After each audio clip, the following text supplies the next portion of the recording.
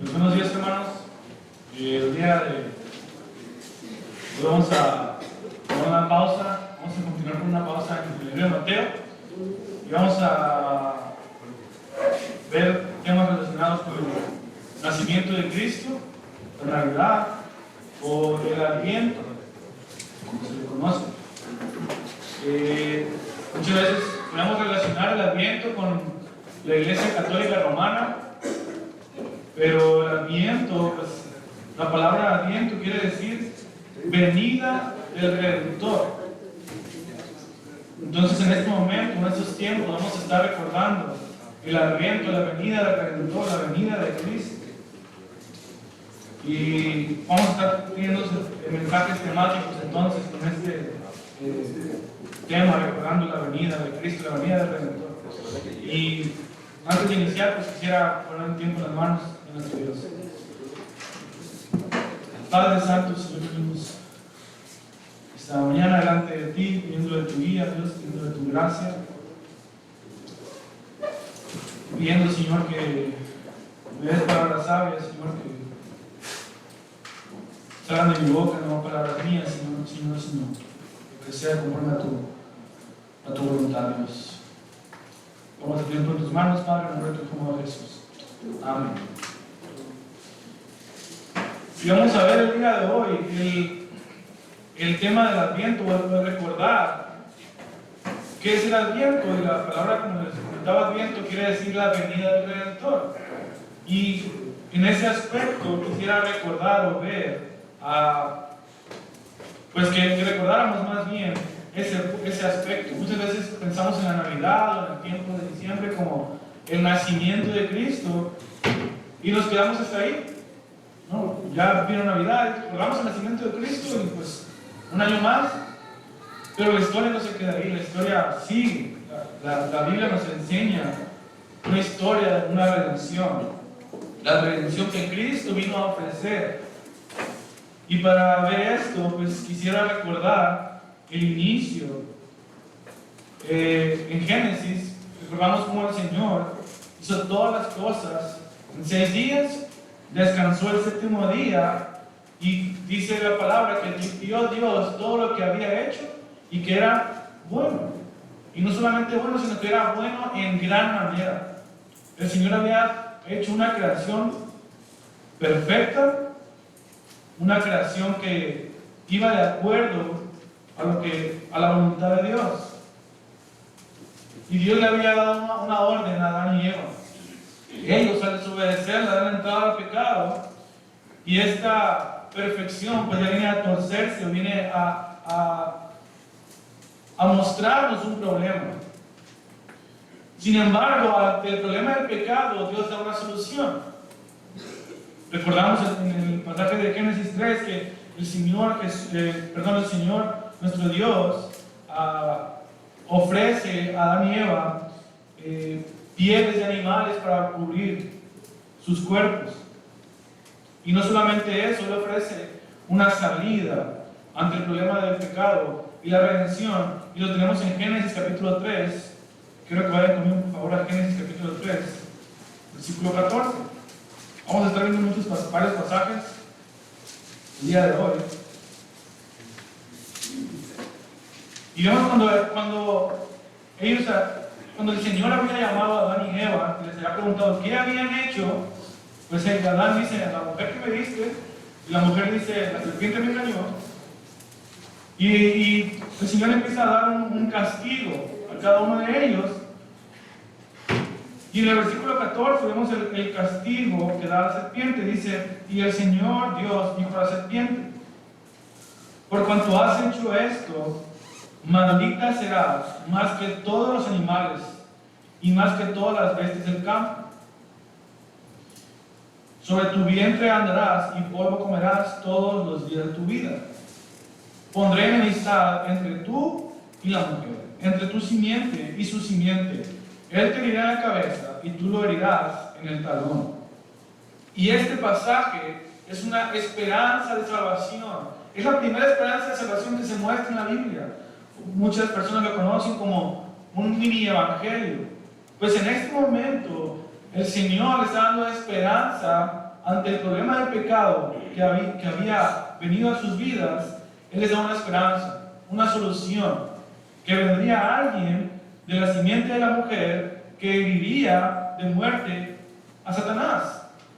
Y probablemente, no lo sé, estamos especulando, a lo mejor Adán iba pensando, ya vino su primer hijo, Caín, y él es nuestra salvación. ¿Y qué hizo?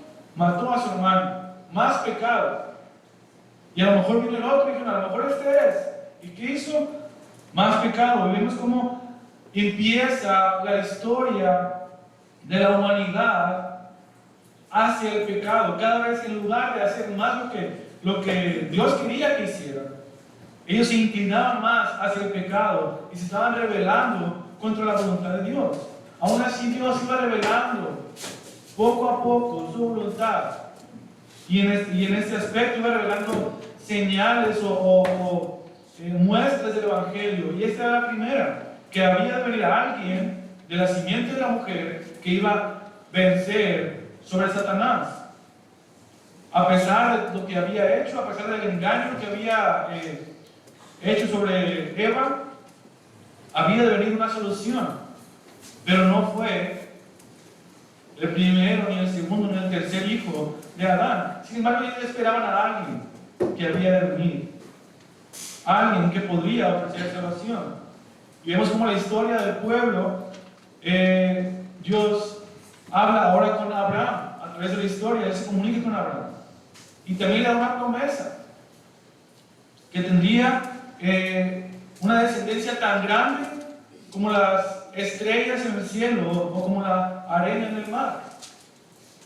Y vemos como la descendencia de Abraham crece en gran manera cuando estaban en Egipto, alrededor de 300, 400 años. Y vino un tipo de Salvador, un tipo de esperanza, que no era Jesús, pero era alguien que era un tipo de Cristo, y ese era Moisés. Moisés, que vino a salvar al pueblo de la esclavitud en la que se encontraban en Egipto, a través de la mano de Dios, a través de diversos milagros y señales. Pero Moisés sabía que aún habría de venir alguien, y eso lo vemos en Deuteronomio, capítulo 18.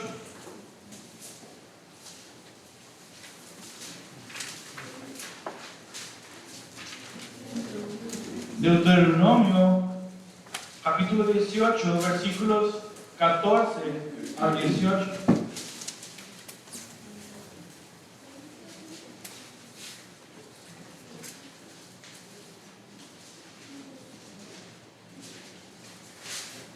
Dice así: porque esas naciones que vas a desalojar escuchan a los que practican hechicería y a los adivinos, pero a ti el Señor tu Dios no te lo ha permitido. Un profeta de en medio de ti, de tus hermanos, como yo, te levantará el Señor tu Dios. A él oirán.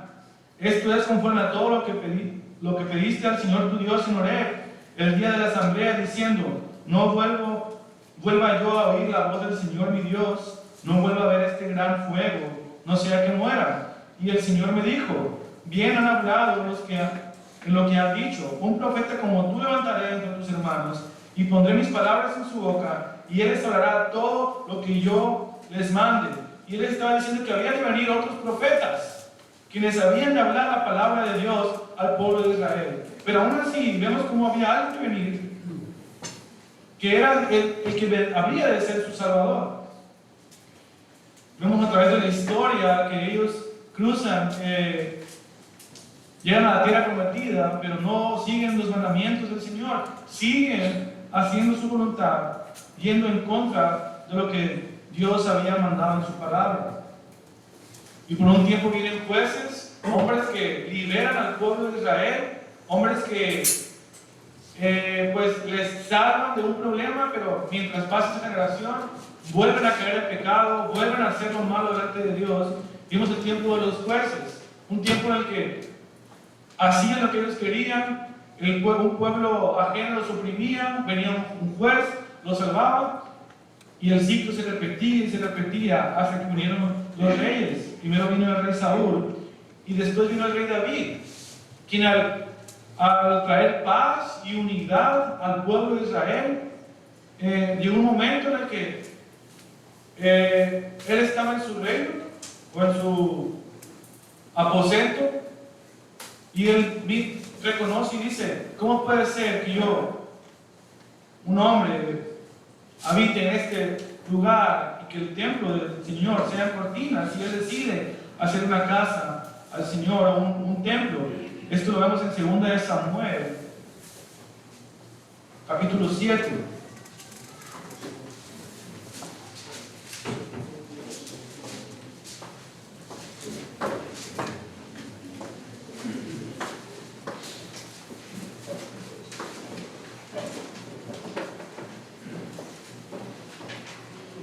Segunda de Samuel capítulo 7 dice: sucedió que cuando el rey David ya moraba en su casa y el Señor le había dado descanso de sus enemigos por todos lados, el rey dijo al profeta Natán: mira, yo habito en una casa de cedro, pero el arca de Dios mora en medio de cortinas. Entonces Natán dijo al rey: vaya, haga todo lo que está en su corazón, porque el Señor está con usted. Y él entonces decidió hacer un templo al Señor. Y por este acto el Señor ahora hace un pacto con David. Segunda de Samuel 7, versículo 8 dice: ahora pues, así dirás a mi siervo David: así dice el Señor de los ejércitos, yo te tomé de pastizar, de seguir las ovejas, para que fueras príncipe sobre mi pueblo de Israel. Y he estado contigo por donde quiera que has ido, y he exterminado a todos tus enemigos de delante de ti. Y haré un gran nombre como el nombre de los grandes que hay en la tierra. Asignaré también un lugar para mi pueblo Israel, y lo plantaré allí, a fin de que habite en su propio lugar, y no sea perturbado de nuevo, ni los malvados los aflijan como antes. Desde el día en que ordené que hubiera jueces sobre mi pueblo Israel, a ti te daré reposo sobre todos tus enemigos. El Señor también te hace saber que el Señor te edificará una casa. Versículo 12. Cuando tus días se cumplan y reposes con tus padres, levantaré a tu descendiente después de ti, el cual saldrá de tus entrañas, y estableceré su reino.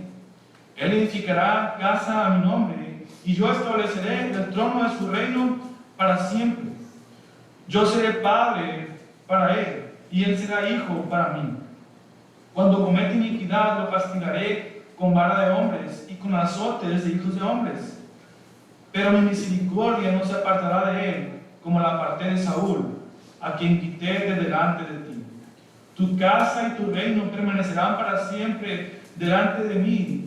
Tu trono será establecido para siempre. Conforme a todas estas palabras y conforme a toda esta visión, así Natán habló a David.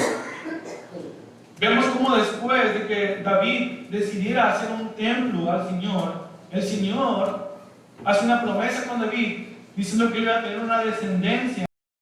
De su descendencia vendría alguien que se sentará en su trono para siempre.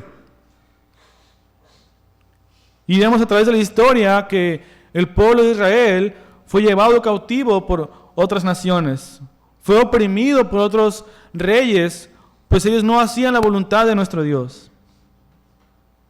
Pero esta persona de la que está hablando aquí, el profeta,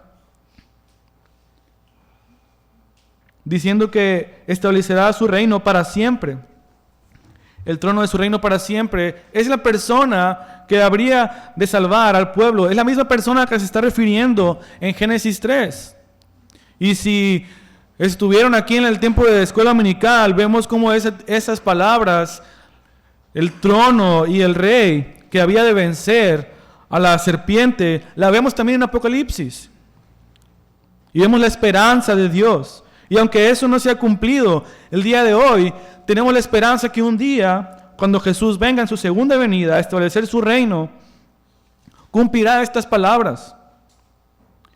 Pero aún así, a partir de esta promesa que el Señor hace a David y al pueblo, la nación entera estaba esperando un rey que viniera a salvarlos de la opresión de los pueblos. Mientras el pueblo, la nación, ponía sus ojos en sus necesidades materiales, en sus necesidades físicas, el Señor seguía teniendo en cuenta la primera necesidad, lo que a Él le había prometido en Génesis 3, un Salvador que tendría victoria sobre la serpiente. De manera que ellos esperaban un Salvador, esperaban un rey, pero no el rey que ellos pensaban, sino un Salvador espiritual, alguien que vendría a ser su Redentor. Y vemos como en Isaías, capítulo 11, el Señor les empieza a dar señales de esto.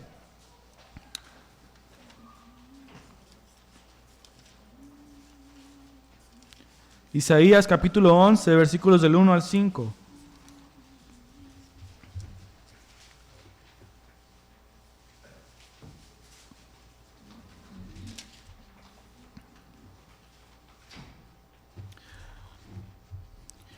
Y tenemos que recordar que en estos tiempos el pueblo de Israel estaba con temor de que el pueblo de Asiria viniera sobre ellos. Ellos sabían que probablemente el pueblo de Asiria estaba dominando otros reinos. Ellos sabían que probablemente también iba a venir contra ellos. Ellos tenían temor, no tenían esperanza, tenían miedo de que iban a ser conquistados de parte de otro rey. Y en ese tiempo viene Isaías y les presenta estas palabras. Isaías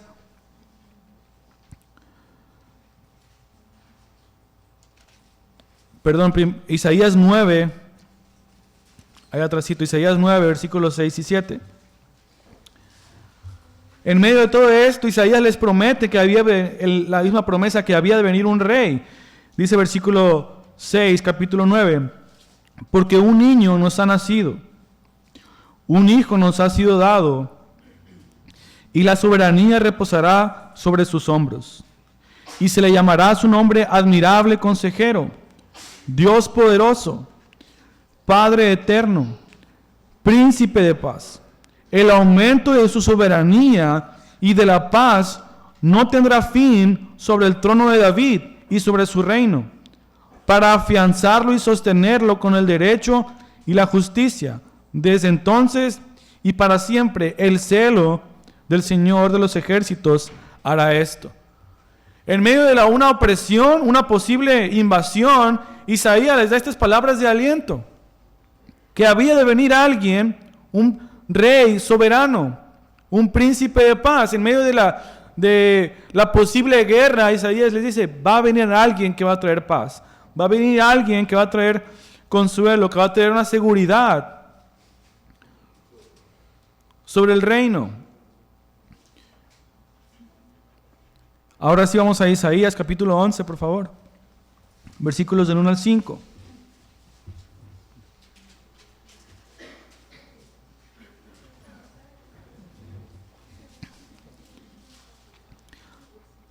Entonces un retoño brotará del tronco de Isaí, y un vástago dará fruto de sus raíces. Y reposará sobre él el Espíritu del Señor, Espíritu de sabiduría y de inteligencia, Espíritu de consejo y de poder, Espíritu de conocimiento y temor del Señor.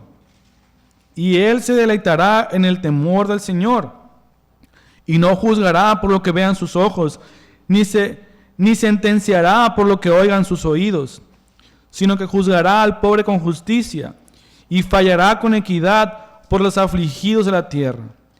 Herirá la tierra con la vara de su boca, y con el soplo de sus labios matará al impío. La justicia será ceñidor de sus lomos, y la fidelidad ceñidor de su cintura. Vemos cómo el profeta Isaías le promete un poco de paz, un poco de esperanza. Sin embargo, tampoco en ese momento vino este rey que ellos estaban esperando.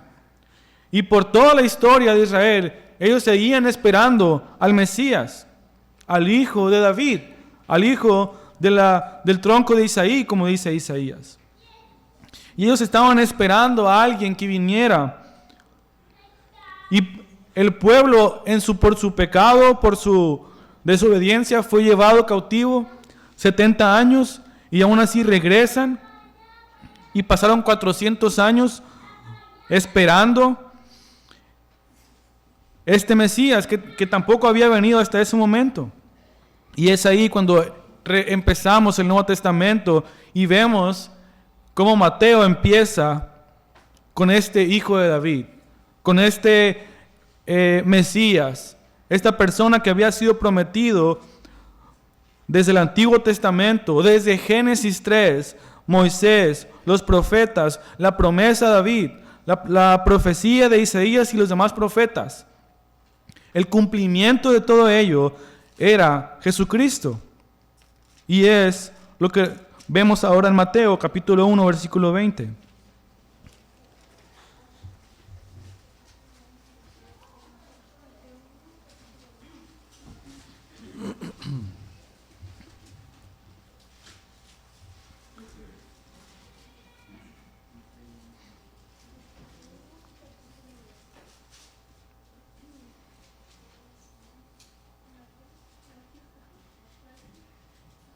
Dice así: pero mientras pensaba en esto, se le apareció en sueños un ángel del Señor, diciéndole: José, hijo de David, no temas recibir a María tu mujer, porque el niño que se ha engendrado en ella es del Espíritu Santo, y dará a luz un hijo, y le pondrás por nombre Jesús, porque él salvará al pueblo de sus pecados. Vemos que José es una persona que viene de la descendencia de David. Por eso se le dice José, hijo de David. En él se cumple la profecía que alguien de David iba a venir.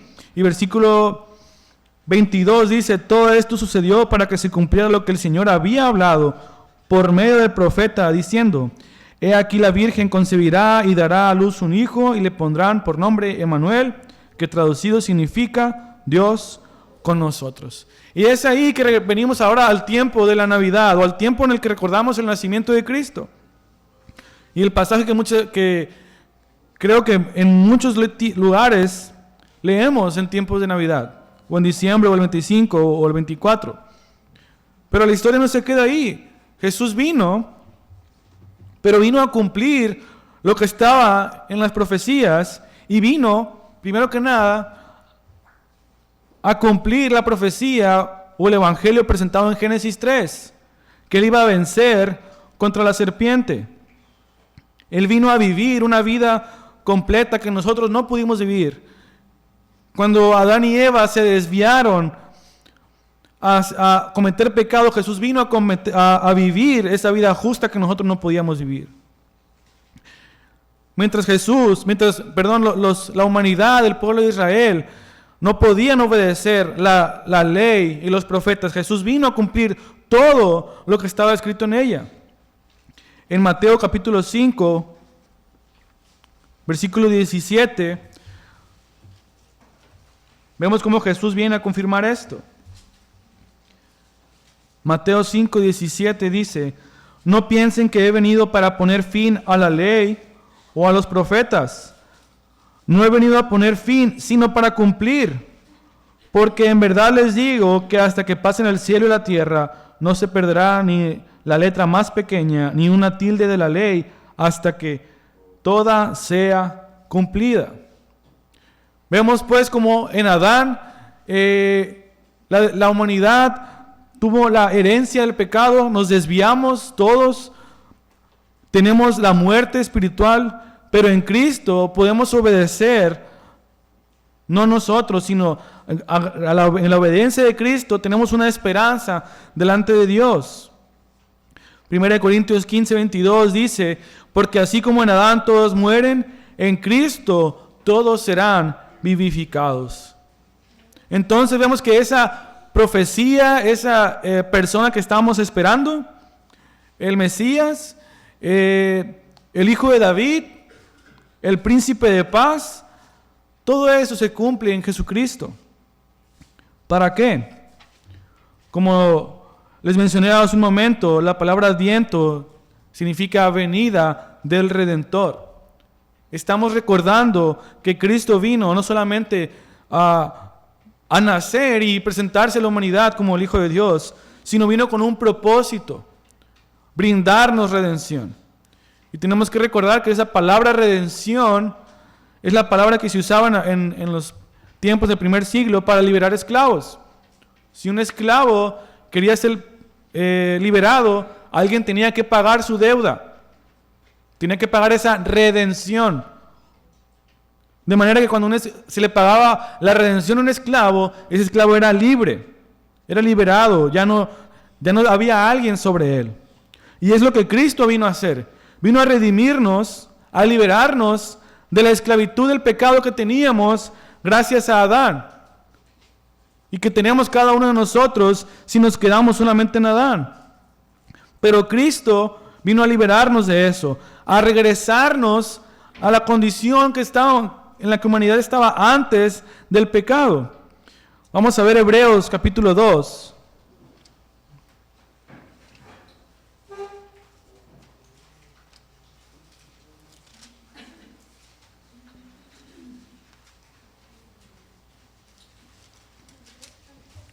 Versículos 14 y 15.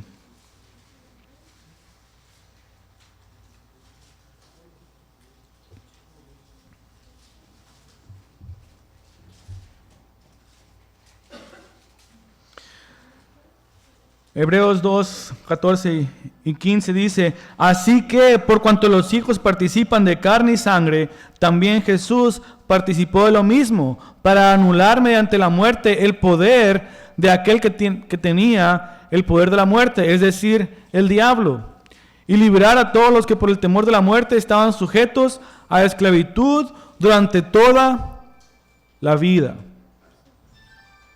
La Biblia nos dice que somos esclavos del pecado, pero en Jesús tenemos redención, tenemos libertad del pecado. ¿Para qué? Para poder hacer su voluntad otra vez como en un principio. Creo que el catecismo de Westminster, si no es que me equivoco, perdón, dice en su pregunta número 1, ¿para qué fuimos creados? Y la respuesta dice que fuimos creados para glorificar a Dios y gozar de Él para siempre.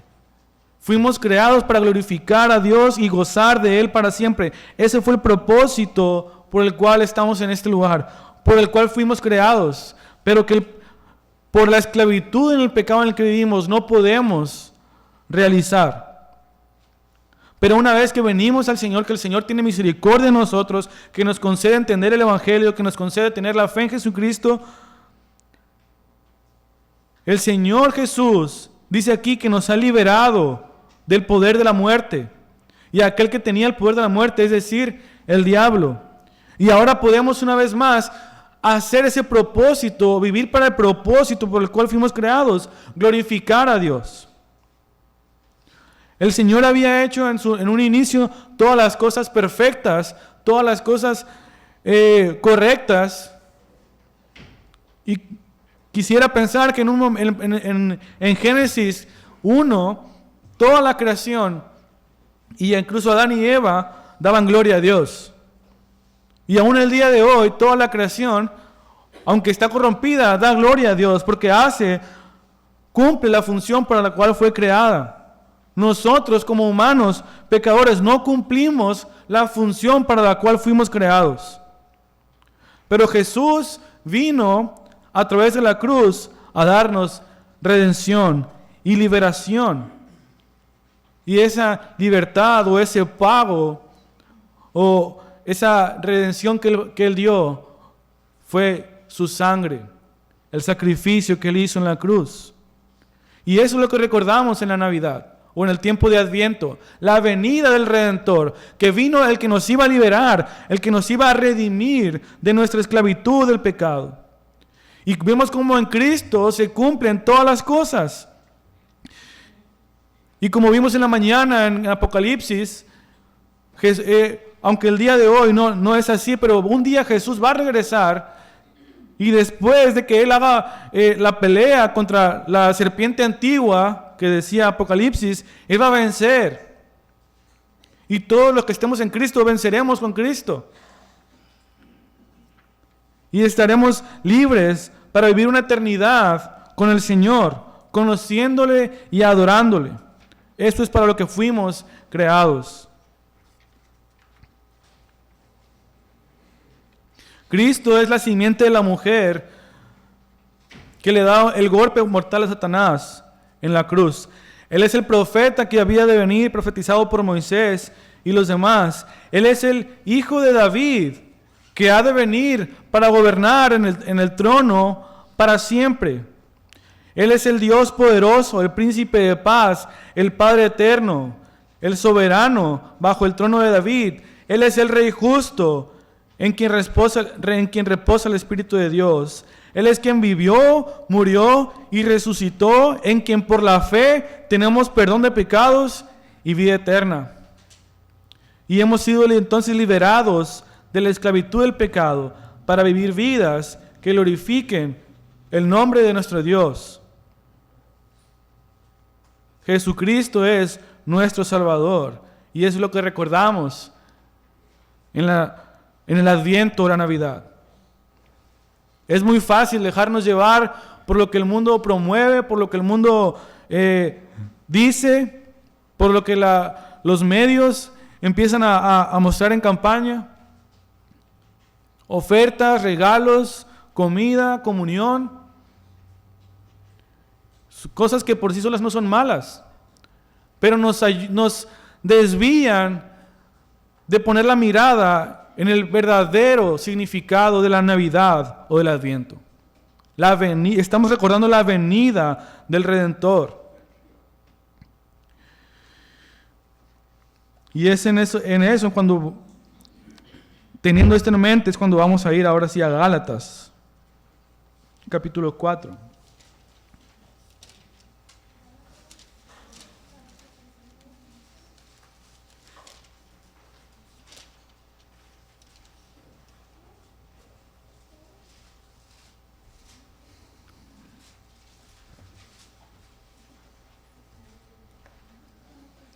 Gálatas 4 y 5, que es el pasaje que leímos al principio, dice: pero cuando vino la plenitud del tiempo, Dios envió a su Hijo, nacido de mujer, nacido bajo la ley, a fin de que ¿qué? Redimiera a los que estaban bajo la ley, para que recibiéramos la adopción de hijos.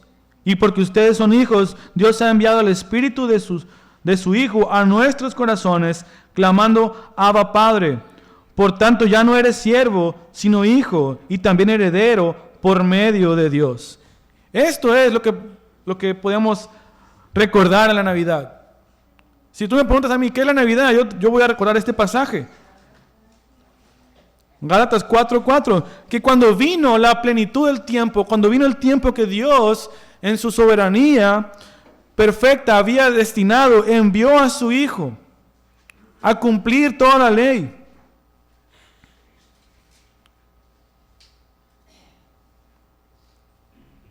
Para que ahora seamos adoptados, ahora somos sus hijos, ahora somos parte de la familia de Dios.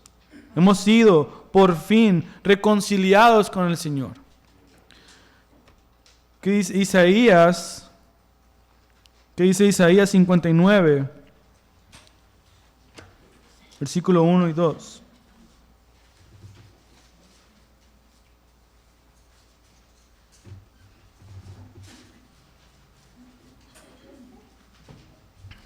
Isaías 59, versículo 1 y 2.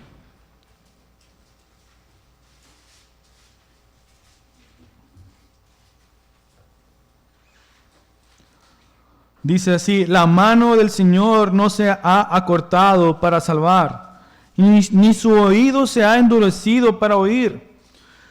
Pero las iniquidades de ustedes han hecho separación entre ustedes y su Dios, y los pecados le han hecho esconder su rostro para no escucharlos. Vemos como la palabra nos dice que el pecado ha hecho una separación entre Dios y nosotros. La naturaleza del hombre ahora en pecado no es venir hacia Dios, sino es alejarse de Dios.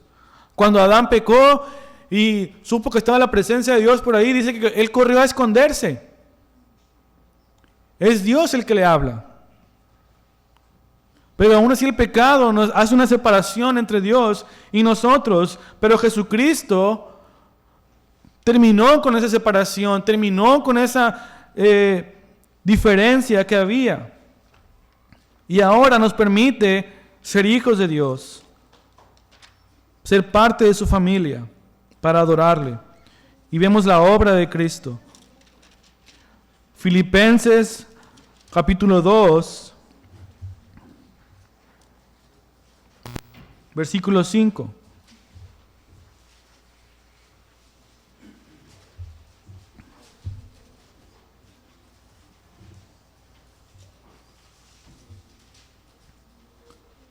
Filipenses 2, 5 al 8 dice: haya pues en ustedes esta actitud que hubo también en Cristo Jesús, el cual, aunque existía en forma de Dios, no consideró el ser igual a Dios como algo a que aferrarse, sino que se despojó de sí mismo, tomando forma de siervo y haciéndose semejante a los hombres, y hallándose en forma de hombre, se humilló a sí mismo, haciéndose obediente hasta la muerte y muerte de cruz.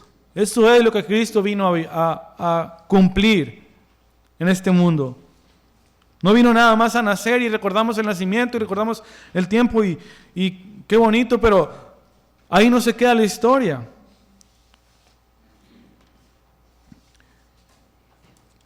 Hebreos capítulo 1, versículo 1, vemos.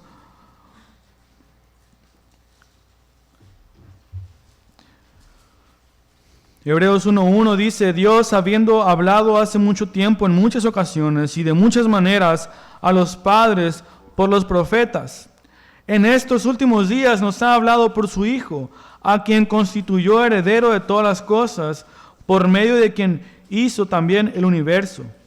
Él es el resplandor de su gloria y la expresión exacta de su naturaleza, y sostiene todas las cosas por la palabra de su poder. Y después de llevar a cabo la purificación de los pecados, se sentó a la diestra de la majestad en las alturas, siendo mucho mejor que los ángeles, por cuanto ha heredado un nombre más excelente que ellos. Vemos la historia de la redención resumida en estos 4 versículos. Que Dios le había hablado al pueblo de muchas maneras. Dice a través de los padres, por los profetas. Pero en estos últimos días nos ha hablado ahora a través de su Hijo. Y su Hijo dice que después de llevar a cabo la purificación por los pecados o la redención, se sentó a la diestra de la majestad en las alturas. Por eso cuando Jesucristo murió en la cruz, sus últimas palabras fueron: consumado es, ha terminado la obra por la cual vino a vivir a este mundo. Él vino no nada más a nacer y estar ahí para que lo adoraran, vino a vivir una vida en obediencia completa, a morir en la cruz para cargar con nuestros pecados, tomando nuestro lugar, recibiendo la ira de Dios que nosotros debimos haber recibido. Pero ahora nos ofreció a través de su sangre y su sacrificio perfecto perdón de pecados, redención. Él dio su vida para comprarnos y librarnos de la esclavitud del pecado y ahora poder vivir para su gloria y hacer lo que fuimos llamados a hacer o el propósito por el cual fuimos creados: glorificar a Dios y gozar de Él para siempre. Eso es la Navidad, o eso es lo que recordamos en el Adviento, la venida del Redentor, la venida del que nos compró. Él nos compró con su sangre. Ahora la pregunta es: ¿cómo estamos recordando ese tiempo? Es bueno estar con la familia, es bueno tener comunión unos con otros, cenar unos con otros. No es malo darle regalos a los demás. Pero ¿qué es lo que estamos recordando? ¿O nos estamos olvidando del propósito principal? Y más allá de eso, si somos sus hijos, si hemos creído en nuestro Señor Jesucristo como nuestro Salvador, ¿vivimos el propósito por el cual fuimos creados? ¿Estamos usando nuestra libertad del pecado para glorificar a Dios en nuestra vida?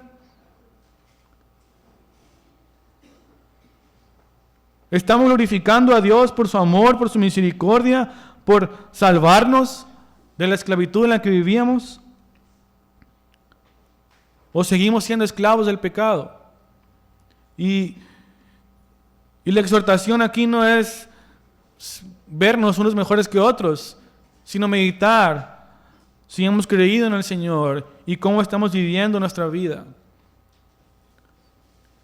Y si realmente hemos sido libertados del pecado, y si no, exhortarnos unos a otros a la palabra, al amor, a las buenas obras.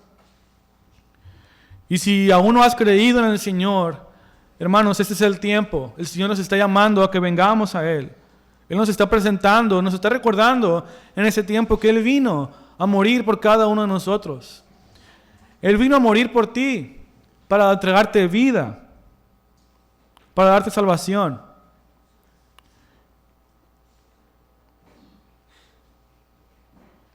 ¿Cómo estamos entonces recordando el tiempo de la Navidad?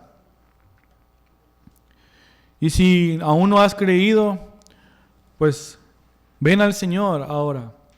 Dice la Escritura que hoy es el día de salvación. O el Señor te está esperando. Y si ya hemos creído, si ya hemos confiado en el Señor y hemos declarado que le conocemos, pues exhortarnos a recordar el propósito de nuestra vida, glorificar el nombre de nuestro Dios, no glorificarnos a nosotros mismos ni a otros, glorificar al Señor y meditar, hermanos, que este es el propósito por el cual fuimos creados y esta es la razón por la cual estamos aquí.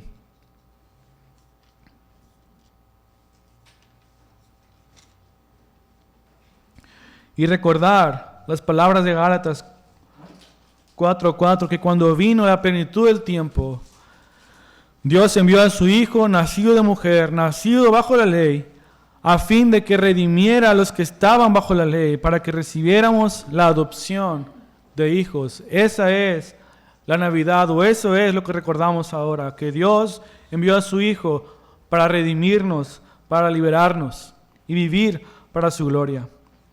Que en ese tiempo, hermanos, podamos recordar el verdadero propósito por el cual fuimos creados, y no nada más en diciembre, sino que en nuestra vida sea realmente para glorificar al Señor y alabarle por lo que Él ha hecho en nuestra vida, hermanos.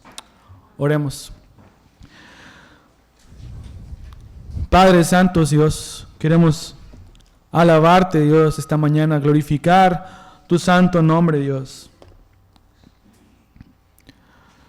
Recordar que nuestro Señor Jesucristo, Señor, es glorioso. Merece nuestra adoración, nuestra alabanza por lo que Él ha hecho. Que nos ha liberado, que ha pagado el precio que nosotros debimos haber pagado. El castigo y la ira que nosotros debimos haber recibido, Él la recibió por nosotros.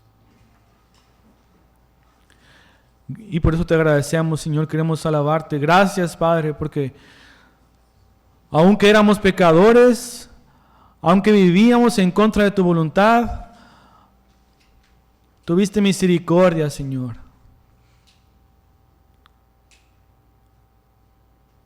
Nos has amado, nos has mostrado de tu gracia y nos permites conocer tu palabra, el Evangelio, y venir ante ti, Señor, no por nuestras obras, no por cuán buenos seamos,